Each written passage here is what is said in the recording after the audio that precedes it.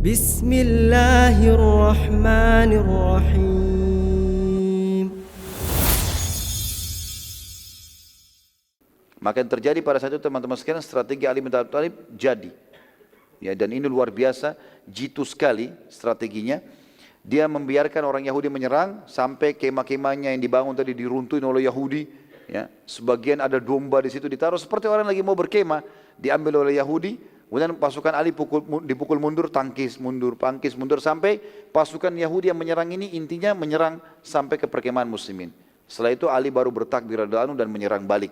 Dan gara-gara ini akhirnya Ali bin Abi Thalib berhasil menyerang mereka dan beberapa pasukan muslimin ikut bergabung dan akhirnya sampai sekelompok Yahudi tadi itu yang merupakan pasukan inti mereka terkalahkan dan mereka tidak berhasil kembali ke pintu gerbang. Waktu mereka terpukul mundur dan banyak yang jadi korban, sempat penjaga pintu gerbang membuka pintu gerbangnya. Mereka pikir pasukannya akan bisa masuk. Ternyata yang sampai sana adalah pasukan Ali radhiyallahu anhum. Dan gara-gara ini akhirnya benteng Naim ini takluk di tangan muslimin. Mereka semua melarikan diri pada saat itu, membuka pintu gerbang dari belakang, mereka pindah ke benteng yang kedua, namanya benteng Sa'ab bin Mu'ad. Sa'ab bin Mu'ad. Bebaslah pada saat itu benteng Naim, teman-teman sekalian, benteng pertama muslimin, dan akhirnya kita masuk sekarang ke pembebasan benteng Sa'ab bin Mu'ad, benteng yang setelahnya. Umumnya Yahudi berhasil melarikan diri ke benteng Sa'ab bin Mu'ad, pasukan muslimin kemudian kembali memindahkan pasukan intinya. Jadi benteng sekarang Naim sudah dikuasai. Ditaruh oleh Nabi SAW beberapa pasukan muslimin karena ini kosong dari Yahudi, semua jadi ghanimah. Lalu mereka tembus belakang benteng itu, ternyata di belakang ada benteng lagi, benteng Sa'ab namanya. Maka muslimin mengepung lagi di sana. Benteng Sa'ab ini adalah benteng yang paling banyak makanan dan mereka pada saat itu memang yang mensubsidi makanan ke benteng Naim, yang benteng pertahanan pertama itu adalah benteng Sa'ab ini. Dan kebetulan pada saat itu subhanallah orang muslimin kehabisan bekal makanan. Karena sudah mengepung sekitar 14 hari. Bekal makanan mereka habis. Mereka tidak sangka kalau menunggu sampai sebanyak itu. Kuasa Allah SWT. Walaupun Allah sudah janjikan kemenangan teman-teman sekalian. Tapi muslimin disuruh berikhtiar. Ya, makanya kalau kita pun mengatakan, oh Nabi SAW bersabda, Allah tidak turunkan penyakit kecuali Allah turunkan obat bersamanya, maka berobatlah hamba-hamba Allah. Berarti kalau kita berobat kita pasti sembuh langsung pada saat itu. Tidak teman-teman sekalian. Allah SWT memang menciptakan ada proses. Kita kalau lapar, kita harus makan dulu, cari makanan, kunyah dulu, telan dulu, baru laparnya hilang. Capek, kita tidur dulu berapa waktu, baru kemudian kita bangun, capeknya hilang. Haus juga begitu, minum dulu, kemudian baru dahaganya hilang. Dan seterusnya. Memang ada prosesnya. Kita walaupun minta sama Allah supaya siang pagi hari begini, ya Allah datangkan malam, tetap prosesnya harus tunggu sampai malam datang. Walaupun malam itu akan datang, ya kan? Seperti itulah. Maka ini kita lihat Allah SWT menjanjikan dalam surah Al-Fatih tadi pasti menang. Tapi melalui proses. Jari Nabi SAW sempat luka, ada sahabat yang mati syahid, gitu kan? Duel dengan orang Yahudi dulu, gitu. Seperti itulah. Maka pada saat itu teman-teman sekalian, Nabi SAW didatangi oleh sebagian muslimin. Mereka berkata, ya Rasulullah, sungguh, waktu itu ada suku Aslam namanya, suku yang bergabung dengan Nabi SAW, mengatakan, ya Rasulullah, sungguh kami kelaparan, tidak ada makanan, habis. Maka Nabi SAW berdoa dan mereka berkata, ya Rasulullah, dan benteng ini yang sekarang di depan kita, benteng Sa'ab bin Mu'ad, ini adalah benteng yang paling banyak makanannya. Maka Nabi SAW berdoa mengatakan, ya Allah, bukakanlah untuk kami, untuk muslimin, benteng yang paling banyak makanannya. Pada saat itu, teman-teman sekalian, di benteng Yahudi ini, benteng Sa'ab kebetulan, keluar seseorang yang bernama Yusha. Yusha ini minta duel melawan muslimin. Dan seorang sahabat yang mulia Khabbab bin Munzir radhiyallahu anhu mengalahkannya. Juga beberapa kesatria Yahudi yang lain sempat keluar, tapi umumnya buku-buku sejarah kita tidak sebutkan nama-nama mereka. Dan juga dikalahkan oleh muslimin. Tapi belum bisa ditembus benteng, karena mereka cuma keluar satu orang ditutup pintu gerbang. Mati ya sudah. Gitu. Keluar lagi satu begitu. Sampai 5-6 orang kalah, benteng tetap ditutup. Muslimin belum bisa. Mau manjat ke atas benteng, benteng Sa'ab ini dilumurin dengan minyak. Sehingga kalau mau dipegang, mau dimanjatin licin. Muslimin belum punya tangga pada saat itu, belum punya alat-alat. Nanti kita lihat dari benteng-benteng Yahudi ini baru muslimin dapat banyak sekali peralatan-peralatan perang. Dan mereka baru mengenal peralatan perang itu. Pada saat itu muslimin kesulitan. Mereka mendekat sedikit dipanahin anak panah. Jadi luar biasa nggak bisanya. Maka yang terjadi pada saat itu teman-teman sekalian, karena laparnya, lewatlah beberapa ekor keledai liar. Ya, keledai tidak ada pemiliknya. Maka para sahabat menangkapinya dan akhirnya menyembelihnya. Waktu itu keledai masih halal, ya. Maka para sahabat kemudian menyembelihnya lalu memasaknya. Maka semua, ya, alat-alat masaknya muslimin jumlahnya puluhan pada saat itu. Semuanya ada masakannya. Nabi cium bau masakan. Maka Nabi SAW datang. Lalu bertanya, apa semua ini? Kenapa panci-panci masakan ini semua penuh? Kata para sahabat, ya Rasulullah, ini keledai. Allah utus kepada kami. Enggak ada pemiliknya, ini bukan punya Yahudi. Lewat di padang pasir kami tangkapin, sudah lapar ya Rasulullah. Maka kami memasaknya. Nabi SAW lalu mengatakan tidak boleh. Karena Allah telah mengharamkan keledai. Daging keledai enggak boleh. Dan pada saat itu juga Nabi SAW mengharamkan semua hewan darat yang bertaring. Dan semua burung yang menyerang dengan pelatuknya. Jadi hadis pengharaman ini keluar di Khaybar. Maka luar biasanya para sahabat teman-teman, padahal waktu itu mereka lagi sangat kelaparan, maka mereka rame-rame membalikkan panci-panci tersebut dan menuang, dan tidak ada satu orang pun yang menyentuh daging padahal mereka sudah sangat kelaparan. Kaum Yahudi teman-teman dalam benteng selalu siaga dengan anak-anak panah mereka yang sangat banyak. Mereka memiliki banyak sekali gembalaan dalam benteng. Namun makanan gembalaan mereka ini itu adanya di luar benteng. Betul memang mereka hidup dalam benteng, mereka punya persiapan segala macam. Tapi mereka punya domba-domba, nggak bisa mereka kasih makanan dalam benteng, nggak ada rumput-rumputnya. Mereka harus keluarin pengembala-pengembala mereka dari budak-budak sahaya mereka. Kalau pagi dibuka pintu gerbang, lalu kemudian mereka pengembala itu pergi bawa domba-domba, nanti kembali di sore hari. Seperti itulah. Pada hari itu teman-teman sekalian, mereka membuka di pagi harinya benteng dan membiarkan para gembala pergi, maka muslimin kelaparan. Pagi hari, kemarin masak keledai nggak boleh makan, makanan sudah habis. Lihat domba-domba Yahudi lewat, gitu kan? Dan ada hamba sahaya yang menjaga itu. Maka Nabi SAW waktu itu melihat keadaan muslimin lalu berkata, siapa di antara kalian yang bisa mengambil domba itu? Ambil beberapa ekor domba bawa ke sini. Maka ada satu sahabat namanya Abu Dabs.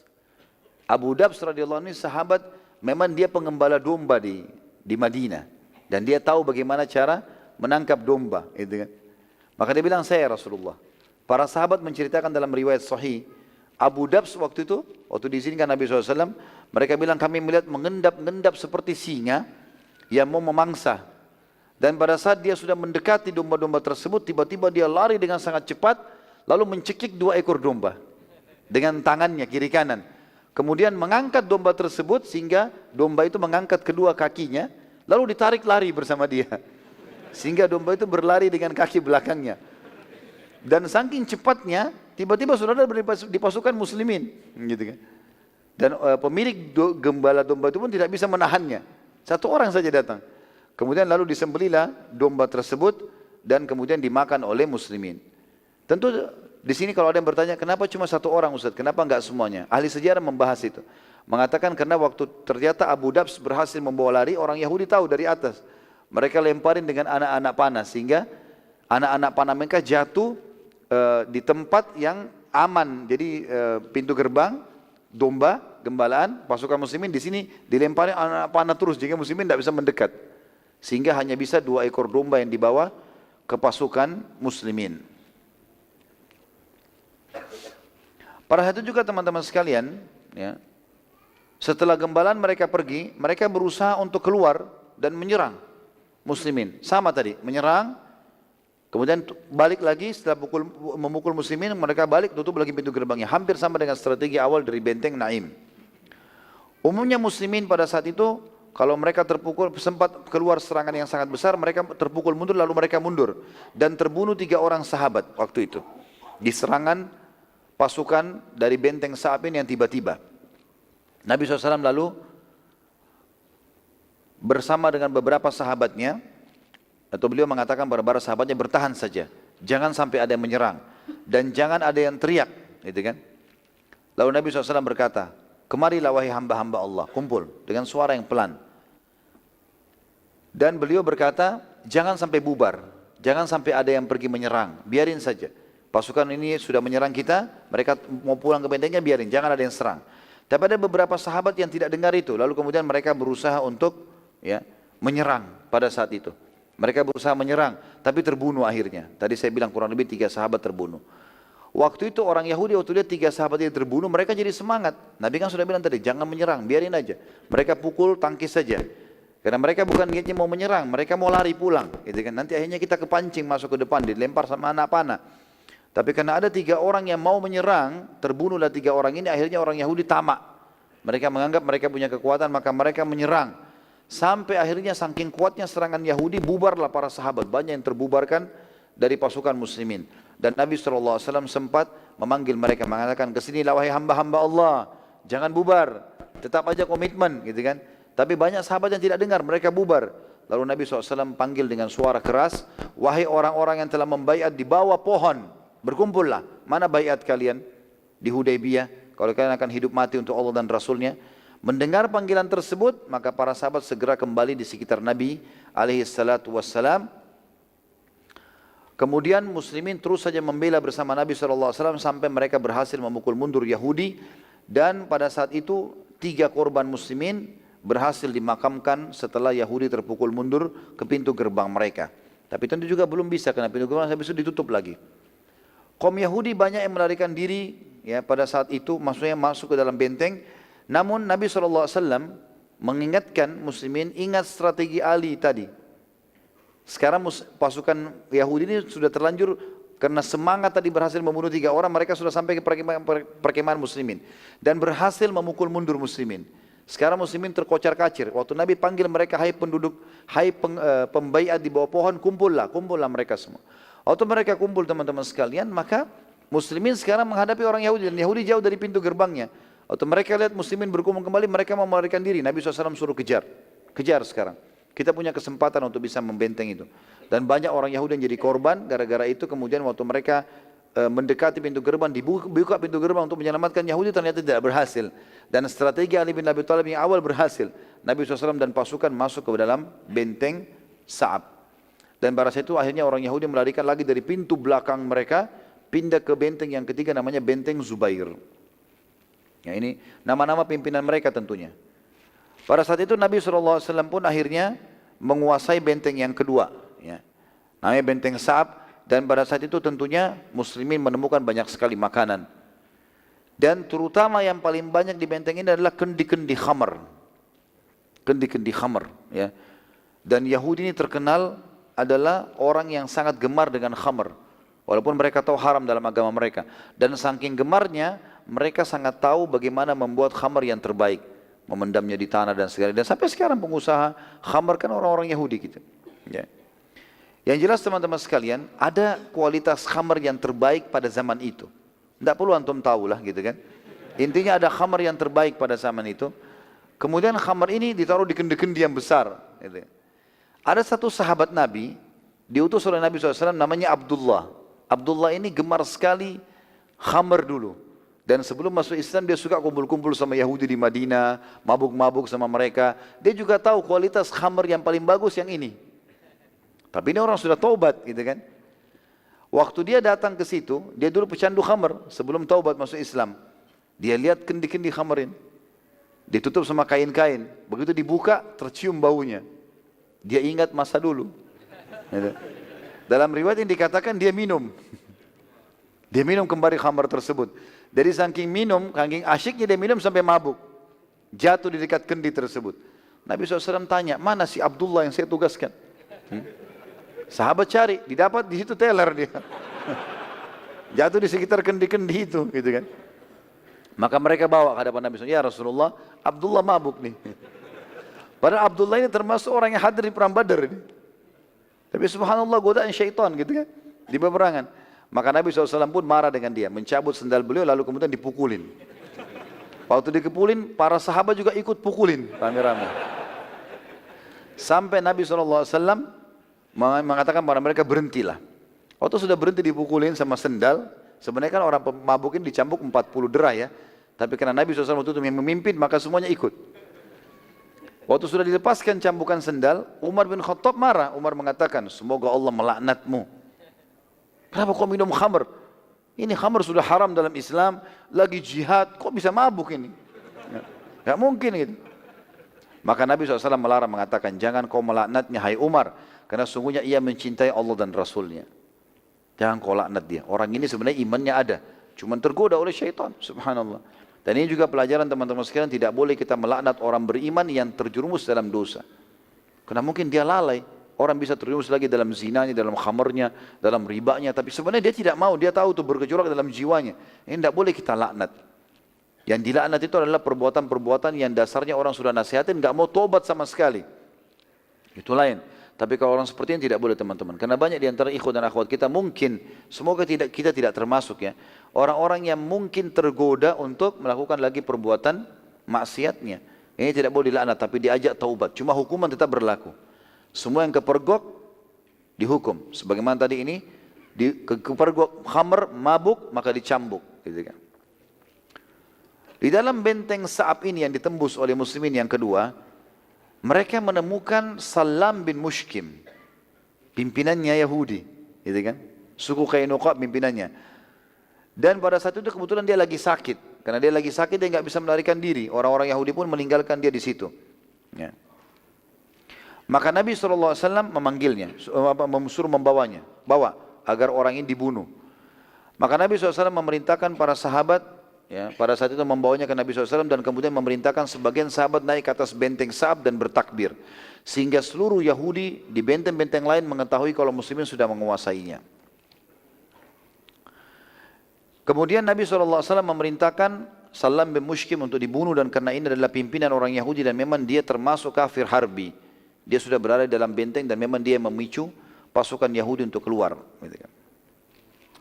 Dalam benteng Sa'ab juga ditemukan teman-teman sekalian alat, ya, yang alat ini fungsinya untuk melemparkan batu dari jarak jauh dan jumlahnya sangat banyak.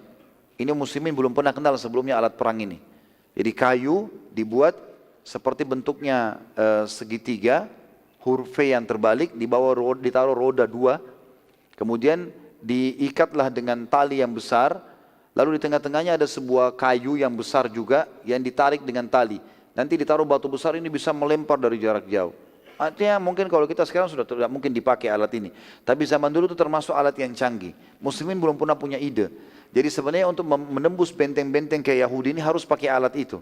Melempar batu atau melempar bukan cuma batu. Mungkin ada batu kemudian kadang-kadang dibungkus dengan rumput ya kering, lalu kemudian dibasahi dengan minyak, pada zaman itu minyak zaitun, kemudian dibakar sehingga ini kalau dilempar bisa membakar apapun yang ada dalam benteng ataupun merusak tembok-tembok musuh. Dan itu terutama di benteng ini, di benteng Sa'ab ditemukan banyak sekali. Dan Nabi SAW bertanya kepada para sahabat, untuk siapa Yahudi persiapkan semua ini? Jumlahnya ratusan, banyak sekali, gitu kan? Maka kata orang-orang atau beberapa sahabat yang mengetahui tentang orang-orang Yahudi mengatakan, ya Rasulullah, sangat jelas mereka persiapkan untuk memerangi Anda. Maka Nabi SAW pun mengatakan, baik, persiapkan semua ini, kita pakai untuk menyerang benteng mereka. Bawa, sekarang kita pindah ke benteng yang ketiga, benteng Zubair. Nabi SAW lalu memerintahkan agar pasukan bersama Nabi SAW mengepung benteng ketiga namanya Zubair. Benteng Zubair ini agak berbeda, berada di atas gunung, sehingga menyulitkan muslimin untuk membukanya. Jadi agak terjal di atas gunung lah benteng itu. Dari semua sudut tidak dapat ditembus, nggak ada pintu masuknya. Pintu gerbangnya pun harus orang menukik naik, baru dibuka pintu gerbang. Ini lebih sulit, awal datar saja sulit ditembus, apalagi ini terjal. Ya. Pada saat itu muslimin coba berusaha mengepung, melempar anak panah, mereka juga melempar anak panah, nggak ada hasilnya. Waktu itu sudah beberapa hari kebetulan dikepung oleh muslimin dan ternyata orang Yahudi di dalam itu juga sudah ketakutan karena takutnya nanti dikalahkan seperti dua benteng sebelumnya. Ada satu orang namanya Ghazal. Ghazal ini orang Yahudi. Dia panjati temboknya sendiri, tembok Yahudi, lalu kemudian dia keluar dan minta bertemu dengan Nabi SAW. Pada saat bertemu dia berkata, aku datang dari benteng yang sangat kuat dan tidak akan pernah bisa dibuka, penuh dengan pasukan, harta dan segala kebutuhan. Sama ini sama kasus tadi.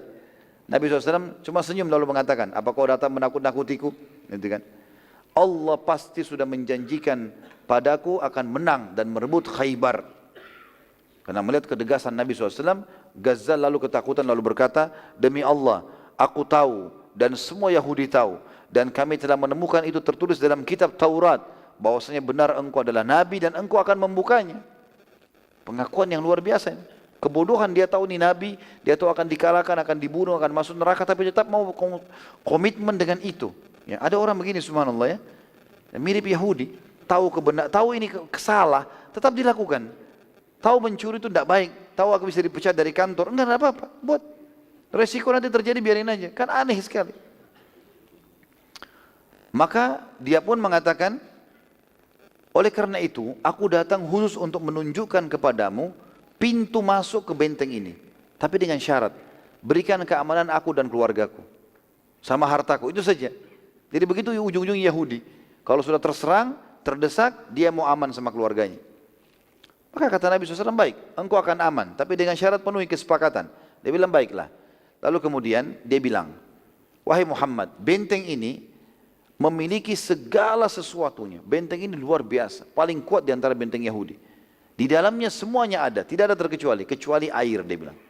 Air itu susah, karena di atas gunung. Maka perlu kamu berpikir, hai Muhammad, dari mana air mereka? Kata Nabi SAW, baiklah, dari mana airnya? Lalu dia bilang, ya, mereka di belakang benteng ini, ada satu lorong dibuat khusus, ya, oleh orang Yahudi. Mereka turun dari atas, jadi gunung itu dikikir sama mereka, dari atas gunung, gitu kan? Dikikir dari belakang sehingga musuh nggak bisa lihat, itu terus seperti lorong dari atas, jadi orang bisa turun, dibuatin tangga. Itu turun sampai ke bawahnya ada mata air, cuma itu saja pintunya. Dan itu pun dari atas ditutup dengan pintu. Maka setiap hari Yahudi puluhan ratusan orang turun, ngambil air, mereka estafetkan, naik ke atas. Begitu terus. Nanti sampai penuh kendi-kendi mereka di dalam, baru mereka tutup lagi malam hari. Begitu tiap hari. Masih belum ada alat yang lain untuk mendatangkan air. Mereka hidup dari mata air. Maka kata Yahudi tersebut, kalau engkau bisa menembus, ya, masuk ke situ dan aku akan tunjukkan lorong itu, tutup pintu itu, buat mereka tidak bisa turun, maka pasti mereka akan mengalah. Kata Nabi SAW, baiklah, ditunjukkanlah jalan dari lereng-lereng gunung itu, kiri, kanan, masuk, lewatin sedikit sungai, sampai dapat ke mata air tersebut. Lalu dikuasai oleh muslimin. Pada saat itu betul-betul Nabi SAW menyuruh sahabat menutup pintunya, sehingga Yahudi tahu, setelah ditutup mereka tidak bisa lagi turun ambil air, dan akhirnya muslimin berhasil mengambil alih mata air tersebut. Gara-gara ini orang-orang Yahudi menyerah. Gara-gara ini benteng ini akhirnya menyerah. Beberapa hari setelah itu Yahudi tidak punya pilihan lain kecuali mereka pindah ke benteng yang setelahnya, namanya benteng Ubay. Jadi banyak sekali benteng mereka. Benteng di belakangnya lagi. Mereka mundur semua, lalu kemudian pintu gerbang dibiarin dibuka. Masuklah muslimin menguasai benteng yang ketiga, benteng Zubair ini. Benteng yang keempat teman-teman namanya benteng Ubay. Pasukan muslimin lalu pindah ke benteng setelahnya, benteng Ubay, dan Nabi SAW membentuk pasukan untuk menyerang benteng tersebut dipimpin oleh Abu Dujana radhiyallahu anhum. Seperti kasus benteng-benteng sebelumnya, kaum Yahudi mengutus beberapa orang untuk perang tanding, tapi semua kesatria mereka terbunuh. Maka Yahudi sepakat untuk tidak perang tanding lagi dan akan tetap bertahan dalam benteng sampai kapanpun semampu mereka. Suatu hari saat Yahudi tiba-tiba keluar menyerang muslimin, maka Abu Dujana radhiyallahu anhu bersama pasukannya berhasil memukul mundur Yahudi dan berhasil memasuki benteng mereka dan akhirnya menguasainya. Kaum muslimin menemukan pada benteng tersebut dabbabah namanya. Dabbabah artinya ini sebuah alat ya yang dipakai dalam peperangan, dan ini belum ditemukan juga muslimin sebelumnya. Sebuah kotak yang tinggi, di dalamnya terdapat tangga-tangga. Jadi seperti berapa tinting bangunan, gitu kan. Ada rodanya besar 4. Semuanya dari kayu, rodanya pun dari kayu, itu ditarik nanti dari depan atau didorong dari belakang. Itu ada 3 sampai 4 lantai. Jadi di dalamnya ada tangga naik. Jadi setiap lantai itu bisa memuat sekian belas prajurit. Jadi 3 atau 4 lantai ini itu bisa sampai puluhan prajurit. Itu nanti didorong, kemudian didempetkan ke benteng musuh supaya mereka bisa naik ke atas. Seperti itulah ya. Dan itu di bagian depannya ditaruh kulit-kulit hewan yang dibasahin dengan minyak. Biasanya cara menghancurkan bangunan seperti ini yang didorong ini, itu dengan cara dipanahin dengan panah api. Sehingga kayunya terbakar jadi rontok gitu kan. Seperti itulah. Jadi mereka sudah taruh di depannya kulit-kulit yang dikeringkan, ditempelkan agar pada saat dilempar dengan panah api tidak bisa terbakar. Alat ini digunakan oleh Yahudi tentunya untuk strategi perang dan mempertahankan benteng-benteng mereka gitu. Kaum Yahudi waktu tahu ya ternyata Muslimin berhasil melalui Abu Dujana menembus benteng ini, benteng Ubay, maka mereka lari ke benteng yang setelahnya namanya benteng Nadar. Ini benteng yang kelima. Benteng ini terhitung benteng yang terkuat di Khaybar. Selain berada di atas gunung yang terjal, juga persiapan dalamnya cukup untuk kehidupan 1 tahun. Oleh karena itu si wanita dan anak-anak, semua wanita dan anak ditaruh di benteng ini. Melihat benteng yang sangat sulit ditembus, maka Nabi SAW memerintahkan agar manjanik atau tadi ya meriam-meriam itu ya, tapi pakai batu yang dilemparin, yang diambil dari benteng yang sebelumnya, dan juga dabbaba ya, tadi yang dia bahasakan dabbab ini adalah rumah-rumah atau tadi tangga-tangga yang dibuat sedemikian rupa ditempelin di tembok untuk naik ke atas.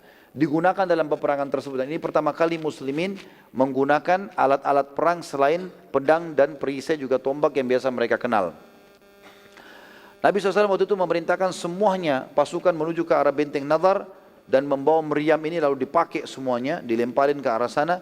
Begitu pula tangga-tangga tadi ditempelin di benteng-benteng sehingga akhirnya mereka berhasil masuk ke dalam benteng tersebut. Kalau saat itu kaum Yahudi betul-betul tidak bisa melakukan apa-apa karena muslimin sudah ada di dalam benteng mereka. Satu sisi mereka sibuk menyelamatkan diri dari tembakan meriam dan sisi yang lain di dinding tembok mereka jebol ya, karena memang dinaikin oleh kaum muslimin.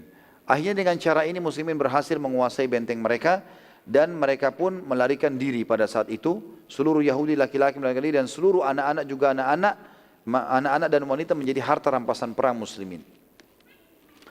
Semua wanita dan anak-anak Yahudi dibagikan kepada pasukan muslimin dan menjadi bagian Nabi SAW adalah Sofiyah binti Huyai radhiyallahu anha yang sebelumnya bagian Dihya al-Kalbi. Dihya adalah sahabat Nabi yang mulia gitu kan. Dibagilah para wanita dan anak-anak ini, si fulan dapat sekian, si fulan dapat sekian orang gitu. Jadi sahaya mereka. Maka Ali bin Abi Thalib mendatangi Nabi SAW lalu berkata, wahai utusan Allah, Sofiyah binti Huyai. Hayanya Huyai ini raja Yahudi.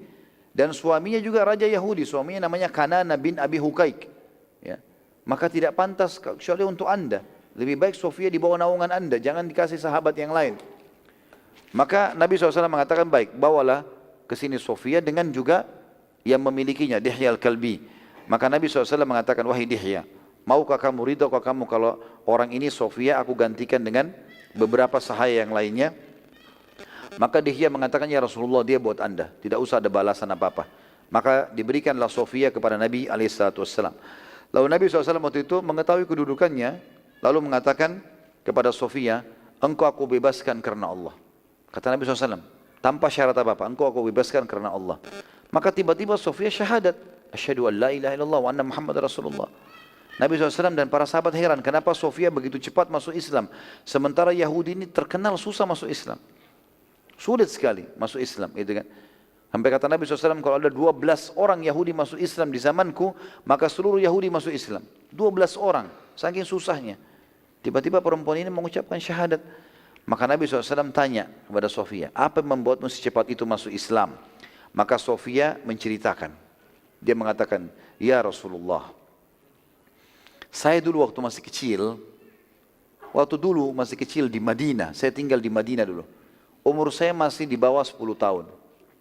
Ayah saya, Huyai bin Akhtab, dengan paman saya, Yasir bin Akhtab.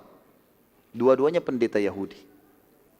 Anda pernah mempermalukan mereka di depannya Abdullah bin Salam. Masih ingat kisah Abdullah bin Salam, pendeta Yahudi yang masuk Islam gitu kan. Setelah bertanya kepada Nabi SAW, apa makanannya ahli surga, bertanya beberapa pertanyaan yang sudah pernah kita jelaskan. Lalu kata Abdullah bin Salam setelah syahadat, ya Rasulullah, orang Yahudi kaum qadr, kaum yang suka berkhianat. Maka jangan ceritakan saya masuk Islam, tapi undang mereka, pendeta-pendetanya, biar anda bertanya kepada mereka. Lalu Nabi SAW mengundang, termasuk yang datang adalah Huyai bin Akhtab dan Yasir bin Akhtab ini. Datang ke masjid Nabi SAW, kata Nabi SAW, hai orang-orang Yahudi, kalian adalah pendeta-pendetanya, kalian tahu siapa saya, kalian temukan nama saya disebutkan dalam Taurat, kalian tahu ini adalah kota Madinah, kota Rasul, kota hijrahnya, kalian tahu ajaran ini benar, kenapa kalian tidak mau beriman? Berimanlah. Mereka bilang, tidak, kami tidak mau beriman. Kata Nabi SAW, bertakwalah, tetap mereka tidak mau. Kata Nabi SAW, baik, bagaimana pendapat kalian tentang Abdullah bin Salam, Kata mereka, dia adalah Tuhan kami, dia anak Tuhan kami, dia orang yang paling alim di antara kami. Kata Nabi SAW, bagaimana kalau Abdullah bin Salam masuk Islam? Mereka bilang, enggak mungkin, mustahil. Itu orang yang paling hebat ilmunya di antara Yahudi. Kata Nabi SAW, wahai Abdullah, keluarlah. Abdullah lagi ada di belakang pintu, di belakang tembok masjid. Datang lalu mengatakan, asyhadu an la ilaha illallah wa anna Muhammad Rasulullah. Bertakwalah hai Yahudi, masuk Islamlah. Maka tiba-tiba mereka mengatakan, sungguh dia adalah orang yang paling bodoh di antara kami, dan anaknya orang yang paling bodoh. Maksudnya ayahnya pun bodoh. Gitu kan. Kata Sofia, biasanya ya Rasulullah, ayah saya Huyai bin Akhtab dan paman saya Yasir ini, setiap hari, kalau ketemu saya pasti saya dipelukin, diciumin, saya masih kecil. Selalu saja. Kecuali pada saat itu hari, waktu mereka pulang dari masjid Anda, saya masih kecil, di bawah 10 tahun. Kemudian mereka masuk ke dalam rumah, mereka buka pintu, saya pun mau menyambutnya, berharap saya dipeluk dan dicium. Ternyata mereka saking terganggunya dengan kejadian tersebut, mereka melupakan saya. Dan saya mendengarkan pembicaraannya. Pembicaraannya adalah, kata ayahku ya, kepada dia, kepada Yasir. Ini perkataan yang tersebutkan dalam hadis sahih riwayat Bukhari ya. Kata Huyai kepada ayah kakaknya Yasir, apakah dia orangnya yang telah disebutkan di dalam Taurat, yang Taurat maksudkan? Kata Huyai, ayahnya Sofia. Yasir berkata, saudaranya, iya, dia orangnya. Kalau kata Huyai lagi, apakah engkau telah memastikan semua ciri-ciri dan sifat-sifatnya? Kalau dia Nabi terakhir, kata pamanku Yasir, iya. Lalu kata ayahku, lalu apa keputusanmu? Kemudian kata pamanku Yasir, aku putuskan untuk memusuhinya selamanya. Itu kan. Dan ini kata para ulama, sungguh ini kebodohan Yahudi. Karena sampai hari ini pun mereka tahu Islam benar, mereka tahu Islam akan menang. Tapi seperti itulah, subhanallah. Makanya kata Ibnu Abbas, ghairi maghdubi alaihim adalah orang-orang yang dimurkahi oleh Allah subhanahu wa ta'ala. Karena mereka tahu kebenaran, mereka tidak mau ikuti. Maka Sofia pun mengatakan, gara-gara itu Islam masuk ke dalam hatiku. Karena aku tahu ternyata pamanku dan ayahku tahu kalau anda Nabi. Gara-gara itulah aku syahadat. Sofia ini sangat terkenal tentu radhiyallahu anha dengan kecantikannya, sehingga beberapa istri-istri Nabi sering cemburu, diantaranya Aisyah radhiyallahu anha, dan beliau sering mengajak istri-istri yang lain mengatakan, hai anak Yahudi, hai anak Yahudi, begitulah. Ya. Karena ini bahasa seperti mengolok, gitu kan. Maka Sofia pun menangis satu waktu dalam hadis Bukhari, menangis lalu berkata, ya Rasulullah, bagaimana perilaku para maduku seperti ini nih? Mereka selalu mengatakan, hai anak Yahudi, hai anak Yahudi. Kebetulan, ya, Huyai bin Akhtab, ayahnya Sofia ini, adalah keturunan langsungnya Nabi Harun. Jalur langsungnya Nabi Harun AS, ini ayahnya Huyai bin Akhtab. Kata Nabi SAW diajarkan, baterainya akan habis. Diajarkan kepada Sofia radhiyallahu anha, ya, katakan kalau seandainya kau diolok-olok lagi oleh madumu, ya, dia bilang, Nabi SAW mengatakan, aku adalah keturunan atau ayahku adalah seorang nabi, maksudnya si Harun, dan suamiku seorang nabi. Siapa di antara kalian yang seperti itu kedudukannya? Maka akhirnya tidak ada satupun waktu Sofia dihina atau dicaci maki atau berusaha dijatuhkan seperti itu. Kata Sofia kepada Aisyah dan teman-teman yang lain atau madunya yang lain, saya adalah keturunan nabi, ayahku Nabi Harun, dan suamiku Nabi Muhammad SAW. Siapa dan kalian seperti itu? Maka akhirnya semenjak itu tidak pernah lagi sama sekali diolok-olok Sofia radhiyallahu anha.